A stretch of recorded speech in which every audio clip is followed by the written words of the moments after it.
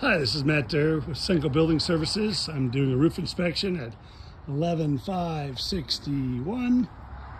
11561 West 27th Place. We'll take a look at what I found on the roof.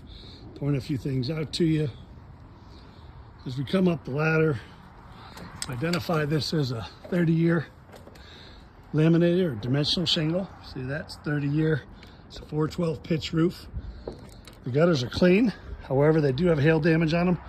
As you can see down the side right there where my laser pointer is, they're going to need to be replaced.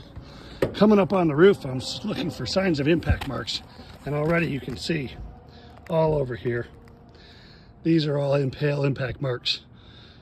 What happens is when the hail ruptures the surface of the shingle, it creates a hole or a void there that exposes the matting to the ultraviolet rays of the sun right there.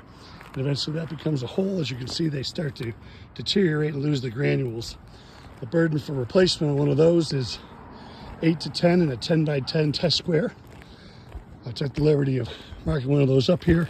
As you can see, we've got in our little test square 1, 2, 3, 4, 5, 6, 7, 8, 9, 10, 11, 12, 13, 14, 15, 16, 17, 18, 19, 20. So that's going to qualify. We do the same thing on the other elevation. As you can see, I've got also those chalk marks, and we've got at least 15 to 18 on that test score as well. The second thing to point out is you have the elevated ridge over here, and that's beautiful decorative look. What should be underneath there is more exhausts, because the only thing exhausting the roof right now is that whirly vent over there on the side, which isn't working. One box vent here and a whirly vent there. So that does not meet the current code requirement for ventilation. So we're gonna ask your carrier to upgrade that as well. In my professional opinion, this roof needs to be replaced and should be done as quickly as possible. I'll give you details on how to make that happen. Thank you for your time.